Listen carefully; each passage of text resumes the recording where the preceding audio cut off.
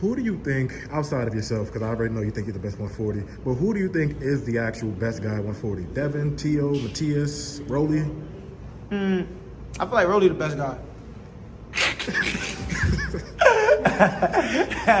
Nah, I don't know. I can't. They all got to fight. We all got to fight. There's a lot of top guys. There's guys at 140 that they don't talk about. Like I said, there's a lot of top guys at 140 that they don't really talk about, and we'll just have to see. In my opinion, I guess, at least I would have thought that you would have said it's a guy like Devin Haney, only because Style similarities. He's very, very similar to you. And it's like, if you wasn't paying attention, and if you guys look similar, it'd be like, is that the same guy? Right. So is he kind of like the guy where he just like, eventually, I think me and him are going to get it on for all of the marbles, basically? I don't know. Me and Devin could fuck around and fight this year because I'm ranked in the WBC, and like I said, that's a big fight, and I'm comfortable with the WBC rules. I'm comfortable with that sanctioning body. I'm ranked like number 2. Devin just announced, I think he's fighting in April, so we both fight around the same time, and after that, that's a fight. That might be a big fight on the table for him. So let's make it happen. He could be fighting Ryan Garcia. I guess negotiations are still ongoing. But if he's right fighting Ryan Garcia, they made Sandor Martin the mandatory. So I feel like it's only right there. Sandor Martin is number 1 in the WBC. I'm number 2. Why we don't fight for a vacant title? Because Devin Haney obviously said he want big fights. For sure, 100%. Would you give Ryan a better chance at beating Devin than you were against Tank, since it's at 140, he could rehydrate, I guess, however he wants? He can't beat Devin. It won't be close. I don't believe he could beat Devin. Even though it was 3-3 in the amateurs, you still think no? Doesn't? Man, it's amateur boxing. This ain't. It's guys that beat me in the amateur that probably can't even give me go more than 3 rounds with me in a professional fight. Is it kind of frustrating on your end because you're starting to get that activity now, but a lot of guys that you were in the amateurs with, they're getting like these big fights and they have world titles like Shakur, Devin, the list goes on, Jermaine Ortiz, Boots, all of these guys. As a party, you just kind of sit back and say, when the hell am I going to get my opportunity to I'm going to get my time? time. I'm one of the best fighters in the world. I'm 26 years old. I'm super young. I'm a big boxer for a long time. I'm gonna get my opportunity. It's just a matter when me being ready when I get my opportunity. You got a guy, the guy just waxed off with no problem in my last fight. He got 3 opportunities at a world title. And I ain't worried about getting a world title opportunity. My name is in the conversation. So dudes know they're gonna have to see me. It's just a matter of time. Is Regis Prograis still a guy that you would like to fight? I know you wanted him because of the belt, but he doesn't have it anymore. Right. Would you still want to fight him? I don't even say his name no more, his bum ass.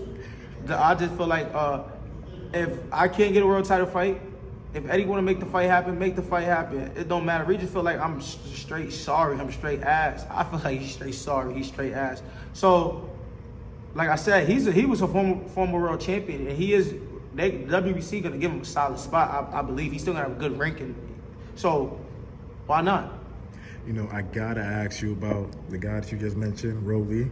He's fighting against Pitbull Cruz. He does have the title at 140 pounds. It's gonna be Pitbull's first fight. Floyd Mayweather is not letting me go nowhere near Rolly. Floyd know that. Floyd know 100% Rolly getting in the ring with me. That belt is gone. So Leonard Ellaby knows that. Floyd know that. They smart though.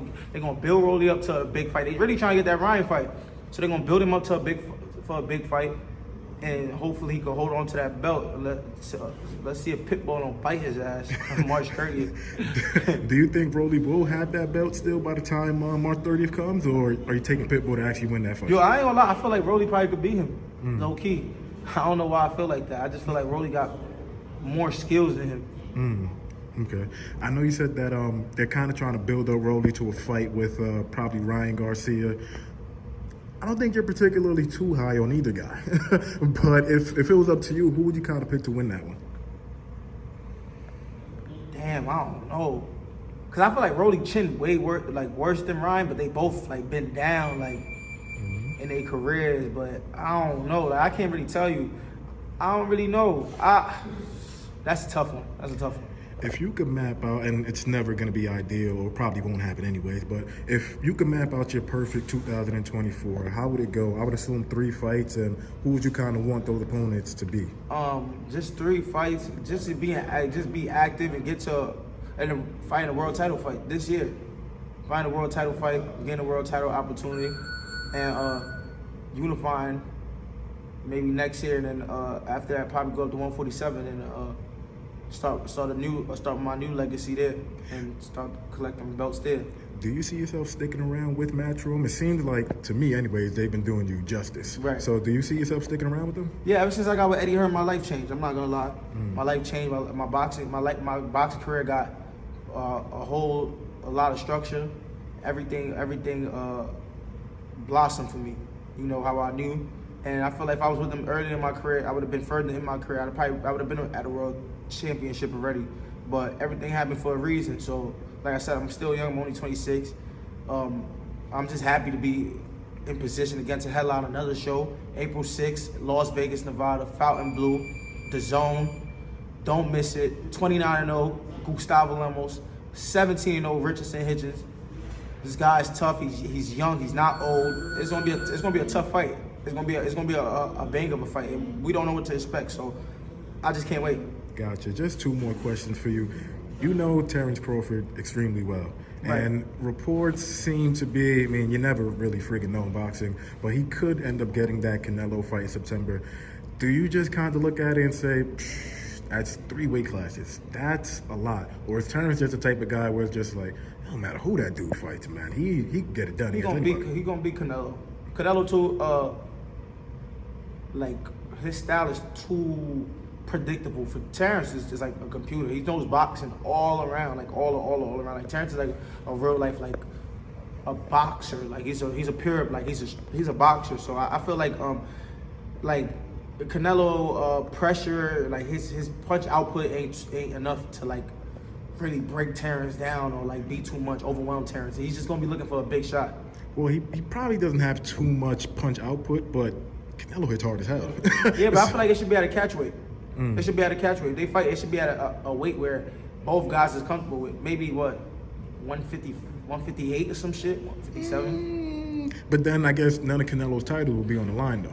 Wait, what fight? Canelo was at 168. Super middleweight. He can't make 160. He said nah. He said he's not moving down there. So he said Crawford got to move all the way up. Yeah, that's tough. I don't know. That's tough. It got to be a rehydration clause or something. But Canelo's the man. Like, it's his word. Like, so it's gonna be tough. But I'm backing Terrence. Gotcha. And just last question for you: do you feel? I mean, I know that you never really feel pressure or anxious like you told me before, but do you feel any type of extra pressure to make this guy look really bad? Because, you know, I know you've heard it in your last fight where you won every round, literally, but some people were just like, you didn't look that great. You could have not you didn't look that great, but it wasn't that exciting. You could have put the pedal to the metal. It seemed like you could have stopped Zepeda about 3-4 times. So do you feel that little extra?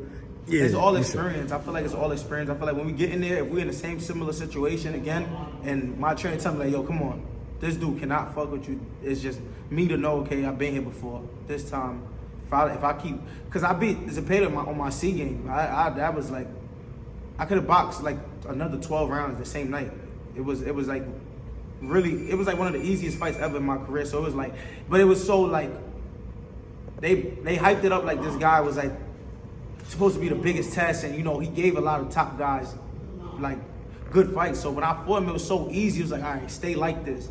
But now being like, you know, they giving me opportunity to headline and stuff like that. It's like, all right, I gotta entertain, especially when there's a guy like Zepeda that's nowhere near my level. So if this guy Gustavo Lemos, if I see he's not in the same stratosphere with me, I'm coming for the kill.